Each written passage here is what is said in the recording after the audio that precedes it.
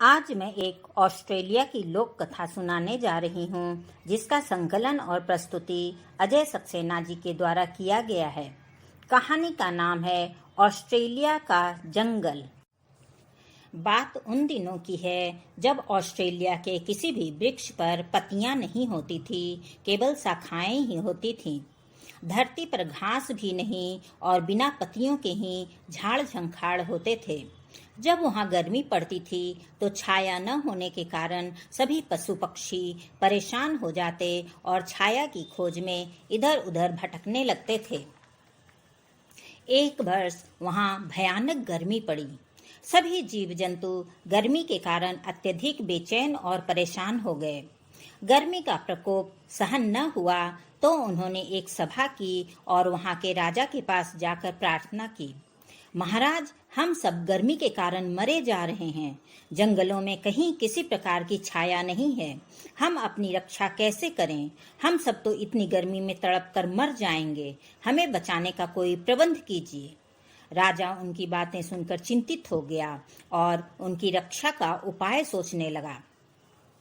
उसने अपने सेनापति को बुलाया और कहा, तुम इन पशु पक्षियों के साथ जंगल जाओ और पत्तियां बना बनाकर वहां के पेड़ों पर लगा दो, जिससे छांव होगा और ये सब उस छांव में बैठकर धूप और गर्मी से बच सकेंगे। जो आज्ञा महाराज, कहकर सेनापति उनके साथ जंगल चला गया। सेनापति का नाम नागाऊ था। उसका चेहरा पूरा काला था। उसकी दाढ़ी और बाल दूध जैसे सफेद और घुंघराले थे। वह बहुत आलसी था। उसने जंगल आकर एक छोटी सी झोपड़ी बना ली और उसी में पड़ा रहा। कई दिन बीत गए। जंगल के जानवर बहुत नाराज थे। नागाऊ बहुत ताकतवर था, इस कारण वे उसे कुछ कह भी नहीं पाते कि कहीं न वह उन सबको जान ही मार दे। सब जानवरों ने कई प्रकार से उसे जगाने की कोशिश की, पर वह नहीं उठा। तब सबने राजा के पास जाने की सोची। 5 दिन 5 रात चलने के बाद वे राजा के पास पहुंचे। राजा नागाओं की तरह ही काला था और उससे भी ज्यादा लंबा चौड़ा और ताकतवर था। जब उसने जानवरों की शिकायत सुनी तो क्रोधित हो गया। उसने ताली बजाई तो हवा का देवता आकर खड़ा हो गया। उसने कहा, कहो राजन, कैसे याद किया? राजा ने कहा, मुझे शीघ्र जंगल में नागाओं के पास ले चलो। हवा के देवता ने राजा और सभी जानवरों को कंधों पर बैठाया और क्षण भर में ही जंगल में पहुंचा दिया। राजा ने देखा कि नागाऊ झोपड़ी में मस्ती से सोया खर्राटे भर रहा है और जंगल के पेड़ों पर पत्तियों का नामो निशान भी नहीं है। राजा गुस्से से फूंकना शुरू किया, जिससे तूफान चलने लगा। नागाओं की झोपड़ी उखड़कर हवा में उड़ गई। नागाऊ ने सोचा कोई मामूली तूफान है, लेकिन जब उसने आंखें खोलकर काले विशालकाय राजा को सामने खड़ा देखा तो घबरा गया और उठ खड़ा हुआ। फिर बड़े ही नम्र स्वर में पूछा, महाराज, आप अच्छे तो हैं? इतने खराब मौसम में इधर कैसे आ गए? राजा ने गुस्से में कहा, मैंने तुम्हें यहाँ सोने के लिए भेजा था क्या? बताओ, इन पेड़ों में पत्तियां कहाँ हैं? अभी तक तुमने कार्य पूरा क्यों नहीं किया? मैं तो तुझे अभी ही खत्म कर दूंगा। नागाऊ ने भय से कांपते हुए कहा, महाराज, मैं मन ही मन पत्तियों की आकृति बना रहा था। सब मेरे दिमाग में है, इसलिए मुझे अभी तक पत्तियां बनाने का वक्त नहीं मिला।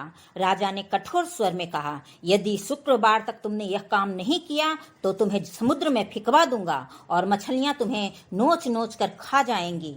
उसके बाद राजा वायु के देवता के कंधे पर बैठकर वापस राजमहल चला गया।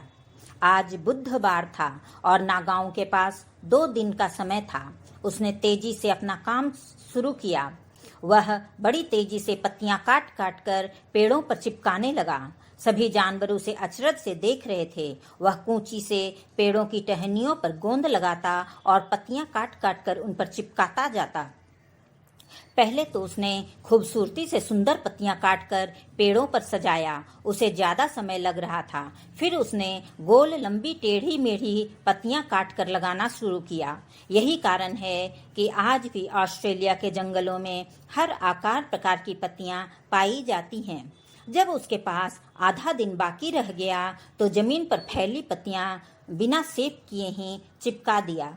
जैसे जैसे सूरज डूब रहा था, नागाओं की चिंता बढ़ रही थी। उसने सोचा कि काम पूरा न हुआ तो राजा मुझे समुद्र में फेंकवा देगा। जब उसे दूर से राजा आता दिखाई देने लगा तो उसने पत्तियों और घासों में गोंद लगाकर जमीन में बिखेरना शुरू कर दिया। आखिरी मुट्ठी पत्तियां बिखेर रहा था, तभी राजा का विमान वहां उतरा। राजा को आश्चर्य हुआ कि नागाओं ने सारा कार्य खत्म कर लिया है। उसे उसका कार्य पसंद आया। उसने जमीन पर बिखरे घास पत्तों को देखकर पूछा, यह क्या है?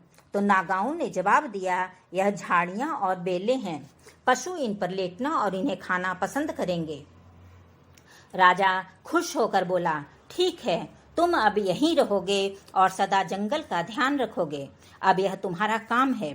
यह कहकर राजा वहां से चला गया। नागाओं अब आलसी नहीं रहा। वह रोज रोज नई घास पत्तियां बनाने लगा था। जंगल के सब जानवर उससे बहुत प्रसन्न थे। जानवरों को छाया और ठंडक दोनों मिल रही थी। इस तरह ऑस्ट्रेलिया में जंगल का जन्म हुआ। आशा करती हूँ ये कहानी आपको इंटरेस्टिंग और क्रिएटिव लगी हो। ऐसे ही मेरे और वीडियोस देखने के लिए मेरे चैनल को लाइक, शेयर एंड सब्सक्राइब करें।